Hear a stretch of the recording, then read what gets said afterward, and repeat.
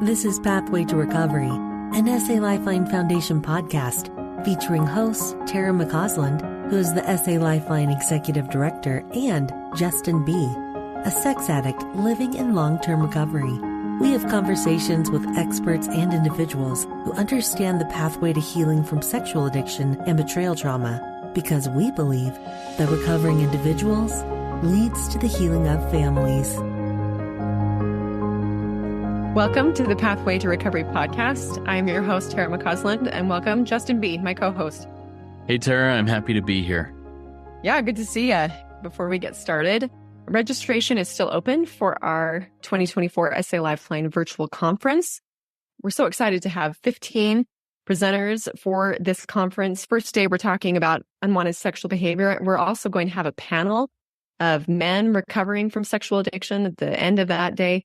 Second day is all about betrayal trauma.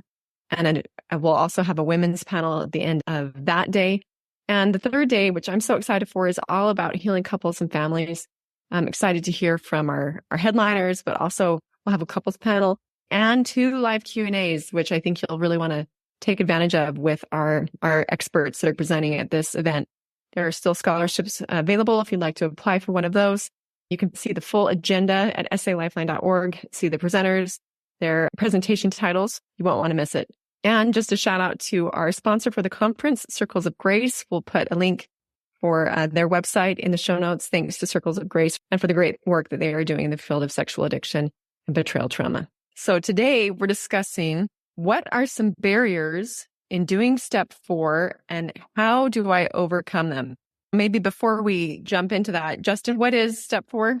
So step 4 reads, made a searching and fearless written moral inventory of ourselves. And step 4 is when many people come into program, this is where the line between talking about recovery and really doing the work of recovery really starts happening. And it's a scary place for a lot of people. Yeah, especially for those who are really new to the program. From the women's perspective, from a betrayed partner's perspective, this might be like, I'm a victim here. What are you talking about that I need to come in and fix me? And we'll get into that in a moment. But for a man dealing with addictive behaviors, what might be the initial response to step 4? Yeah, I loved the conversation we had with Bill Kay on this last episode in step 4. He related his life to an old pickup truck that burned oil and that he did not want to look under the hood. He wanted to live in denial that there was a problem and not look at it square in the face with the hopes that it just continued to work and run and move forward in a good enough fashion to where he could get to where he needs to go. And that is a great description of at least me as an addict. I didn't want to look at myself through a clear mirror because the image coming back was just too scary for me. Yeah. So when we first started our conversation around the steps, you had actually segmented the steps into 3 parts. And so this is kind of our initiation into the second segment of the steps. Do you want to just give us a little review on that? Yeah, I'd love to. So how it was explained to me by one of my mentors in recovery is that steps 1 through 3 are the connection steps. They're where I connect with God, with myself, and with others. Step 4 through 9 are the correction steps. It's where I'm trying to make things right that I have contributed to going wrong in my life. I'm identifying them. I'm confessing them. I'm looking at my character defects and being willing to give those to God. And then I'm trying to make things right in steps 8 and 9 with my fellows. And then steps 10 through 12 are the direction steps. The direction steps where I'm seeking direction from God and putting that into action in my day-to-day life. Yeah, thank you so much. I think we all recognize none of us like to look at ourselves and be that honest. This is a hard step to take, but I think you're right. This is the difference between people who are willing to talk about doing the steps and people who are actually willing to dig in and really see the gifts of the program. But we want to empathize with you as someone who may be struggling with betrayal trauma or sexual addiction, that this is a hard step. We do know, however, that pain is the pathway to progress, and this is painful, but this is what will give you the ability to move beyond where you are and really see the progress that you've been seeking personally, and I think in your relationships with others and with God. let's first address those who are struggling with addictive behaviors. So Justin, I know you've really worked this step hard personally. You've worked with sponsees. You've been working in a group setting for many, many years. Maybe start off first with yourself. Like, what were some of your fears or barriers in starting step 4, and how did you overcome them? Yeah, and I don't know if I can say overcame them. I can say work through them. Yeah. Embracing them, or just brushing against them as I work through them is a good way to put it. And it's not that step 4 in and of itself is super scary if I look at it through recovered eyes, but as I look at it through addicted eyes, it is so scary. So basically what it is I'm taking all of my negative emotions, my resentments, and I'm identifying them. And then I'm saying, where was I wrong in this? I'm taking my fears and identifying them, and I'm saying, where was I wrong, or where was I lacking in faith in my higher power and the God of my understanding? Where did I miss that? Where was I trying to rely on self in order to get through things? And I was really afraid. And then I look at the harms that I've done to others, whether it's directly related to my addiction or not. I'm looking at all those harms where I have caused harm, pain, discomfort, feelings of betrayal, whatever, with others, and I'm identifying where was I wrong, not where were they wrong. And it's a really scary thing to go at if I'm looking at it from an addict's eyes, because one, I don't want to admit that I have these issues. I remember the first time with fears, and I may have shared this before. I have no fears. I told my sponsor, I was like, I am not afraid of anything. I have short man syndrome. I will stand up to anyone, anywhere, anytime, and I will not back down. Man, as I look at it now, I am full of fear.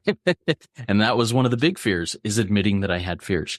And I think honesty is a big block there. Yes, step 1, we try and get into honesty, but I don't want to admit that I am a flawed human being. So I think that's one of the big things for me, is getting honest and being able and willing to see myself clearly. Does that make sense? I think we often hear that acceptance is the first step to change, right? That we have to be able to see things as they really are and accept them in order to move forward. But that's painful to make that admission. Yeah, it is. So as you've worked with sponsees, what are some of the other rationalizations or justifications or things that come up about why I can't do this? Well, a lot of it is time, because if I'm doing a thorough and searching and honest inventory of myself, it's going to take some time. It's not something that I can breeze through in an hour. Typically, and I'm not going to say everybody is this way, but typically this is like a month's worth of hours, an hour a day of work, doing a thorough and searching and honest step 4. It's going to take a long time of writing a lot, of analyzing a lot of prayer, saying, God, is there more? What am I missing? Trying to have light shown on all of the dark corners of the self. And with that, the self trying to keep shadows on them so I can't see them clearly, because the self doesn't want to admit, hey, there's a mess there. And in order for that mess to get cleaned up, that means that I have to back off and let God in and let my sponsor in and let someone else in. So those are some of the things that I see as obstacles. Yeah. How do you see a sponsor and other group members supporting an individual in doing this step work? Yeah, I think it's a great question. I think it's a 2-part question. I'm only going to hit the sponsor one first, and then I'll go to the group members, because it's totally different. A sponsor is there to shine additional light, to help make sure the sponsee is being honest and thorough.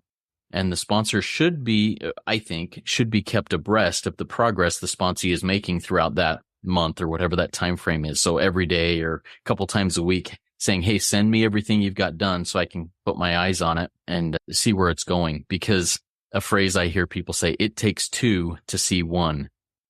Because if I'm just doing it myself, I am so blind to myself. I am blind to the truth. I need to have somebody else going, I see you wrote this. Let's put a little bit more light on it. Let's go a little deeper. Let's get honest. So I think that's the sponsor's role, is to shine additional light on the life of the sponsee. I think the group's role in this, because the group is not going to see or hear this person's step 4. Step 5 is we admit to ourselves, to God, and to one other human being, which is typically our sponsor. I don't go through my inventory with my wife. I don't go through my inventory with my group. Now, I can share individual things, but I'm not doing that whole inventory. So the group's role is to provide encouragement, saying, hey, I didn't die. You're not going to die. If you have a question, call me. I'm going to put my arm around you and we're going to walk forward and just provide that encouragement and the cheerleading. So that's kind of how I see those two entities in this process. Maybe final question as we're still talking about those struggling with addiction. How did you bring God into that process, the God of your understanding? And how did that help? Yeah. So step 4 follows step 3 for a reason. Step 4 is me putting into action my step 3 decision to turn my will and my life over to the care of God as I understand God. And it's a huge test of faith to say, okay, God, I'm yours. Carry me through this because this is super scary. So it's vital for me, 1, to practice my step 3 in that process, and 2, to trust that God will carry me through. I think that, and this is me making a generalization, but I think it's pretty accurate. I think that most people that don't finish their step 4, it's a step 3 issue. I don't trust God. I need to go back and trust God so that I can address these things. The excuse of I don't have enough time, the excuse of this is making me feel bad about myself. There's another one that I missed. It's making me feel bad about myself. Well, okay.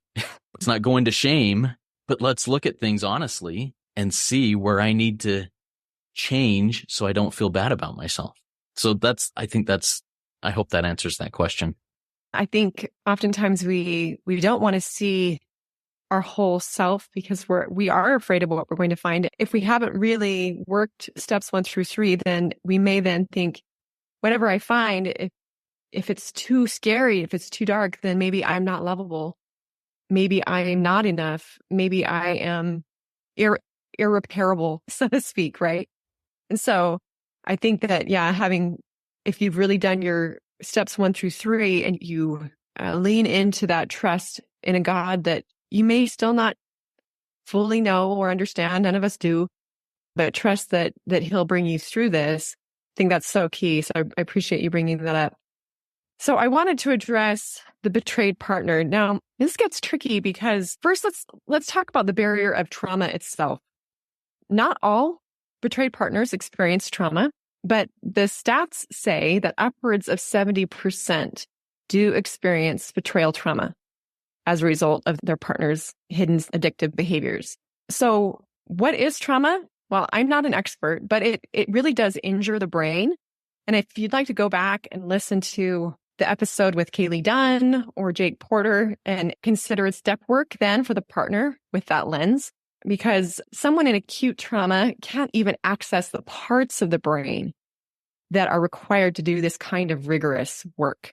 They're in fight or flight mode. And so my heart really goes out to a newcomer who steps into a room of recovery and they're on step 4. And this person's like, I've been victimized. I've been hurt by my spouse. Why in the world am I being asked to do this kind of work? So I like to liken it to being hit while you're driving. And Roy Kim and Jill Manning also use this metaphor, which I think is helpful for betrayed partners. So imagine you've been hit, no fault of your own. You were injured by someone else's dangerous driving and you have several broken bones and you're hospitalized for several weeks so that your body can stabilize and get some strength back.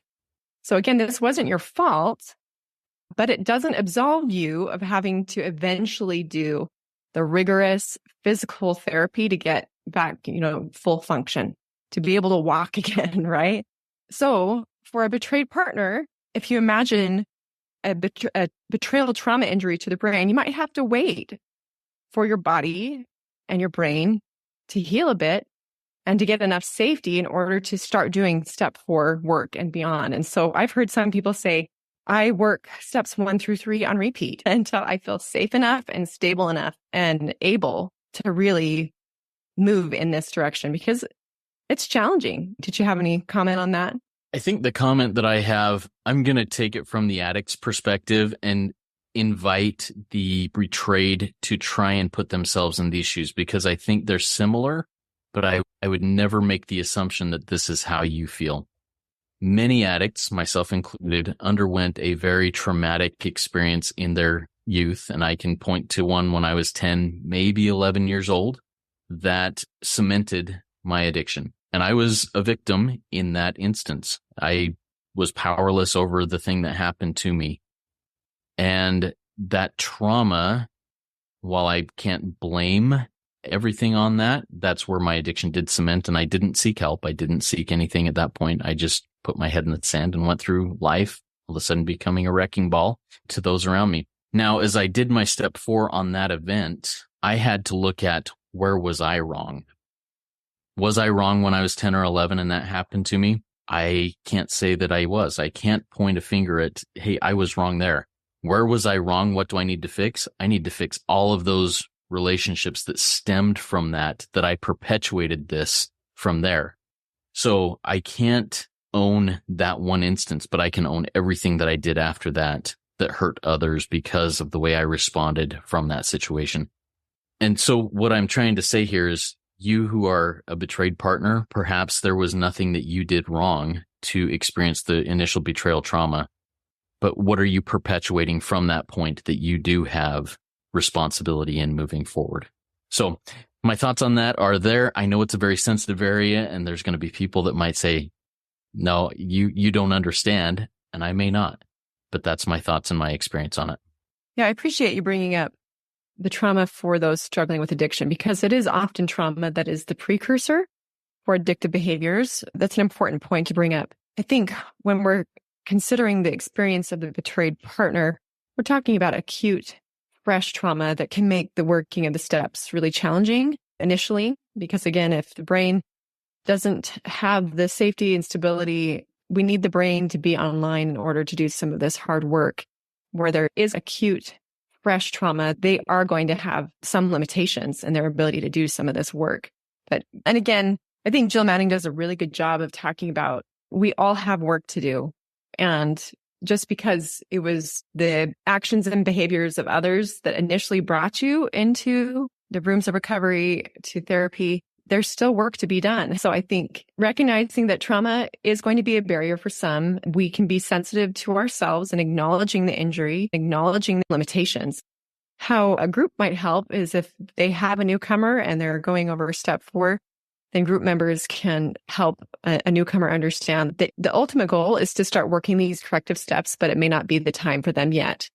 To be patient with themselves. Healing is a journey. And as they start this process, to take it slowly and to, again, be cognizant of where people are at on their healing path. Right. And I also just wanted to, because of my experience as the daughter of an addict and also watching my mom work through some of this stuff, she wrote a book, What Can I Do About Me? And she really has emphasized that things didn't really start to change for her until she started looking at herself. When you hear her talk, she recognized that she was doing things that were contributing, that were maybe enabling or causing some resentment in the relationship that were kind of fueling the fire of addiction. There were things she could do differently so that it did help shift some of the dynamics. So I would encourage people to look at her book, What Can I Do About Me? You can find it on salifeline.org and hear her journey of trying to fix my father to essentially surrendering him and then looking at herself. And that's when things started changing. So if one of your barriers is, this isn't my stuff, I might encourage you to talk to other women who have worked the program for a while. And there you'll find out that there is a lot of empowerment in looking at ourselves. And step 4 is the beginning of that, painful as it is. I think the what you shared there about your mom, Rill, and her recognizing those things, and that does not, it's such sensitive ground to trot on there, Yeah. But I'll speak from experience with my wife and I. When she did a thorough and searching and honest step 4 on herself, which was way before I ever did one on myself, her healing accelerated massively. And that was one of the things that made me go, I think I want what she has. And eventually started working recovery. I think it's a very powerful point that you made there. So to end, in our SAL book, page 89, there's a great reading about accepting pain as the pathway to progress, because as we were talking at the beginning of this is painful. It's hard to see ourselves, all the good, all the bad, and be able to move through that in a positive way. But I believe that truth and awareness really is our starting point to true healing. So I just wanted to read, maybe I'll read this first paragraph and then you can read the second, Justin. Before coming to recovery, we may have spent much of our lives trying to avoid pain. Our identities may have been built upon pursuing success, achievement and titles, power and position. We felt worthy when validated by others or through attaining financial security. We likely worked hard to avoid conflict and maintain outward appearances. We were content skating on the surface of life. We became efficient at burying the deep longings of our hearts. But when rock bottom shattered our facades, these longings demanded to be heard. The next paragraph reads, we come to recovery to find healing and soon learn that applying the principles of the recovery puzzle means consciously digging into pain we have unconsciously been running from. Additionally, 12-step work and qualified therapy begin to uncover our character defects, especially those related to our addiction or trauma. We become aware of our pain-avoiding behaviors and the belief systems that fuel them. Although this may initially feel painful and discouraging, we quickly find hope that the God of our understanding can remove this heavy burden with our permission. We come to realize how desperate our previous pursuits have been. We learn that in order to heal, we must stop avoiding our pain. And I want to kind of summarize that last paragraph in two phrases real quick.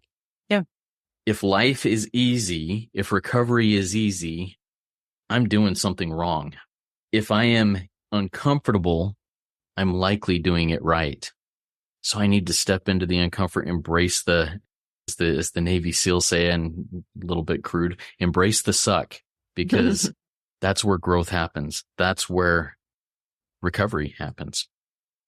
Yeah. So to our listeners, we encourage you, if you are on this trajectory of healing and you're kind of stuck at step 3, don't be afraid.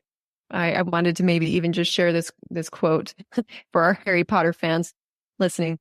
If you recall an interaction between Harry and his godfather, Sirius Black. At this point of the story, Harry is really concerned about some of the things that are happening to him, some of the feelings he's experiencing within himself. And he's explaining this to Sirius, and Sirius says to him, we've all got both light and dark inside us. What matters is the part we choose to act on. That's who we really are.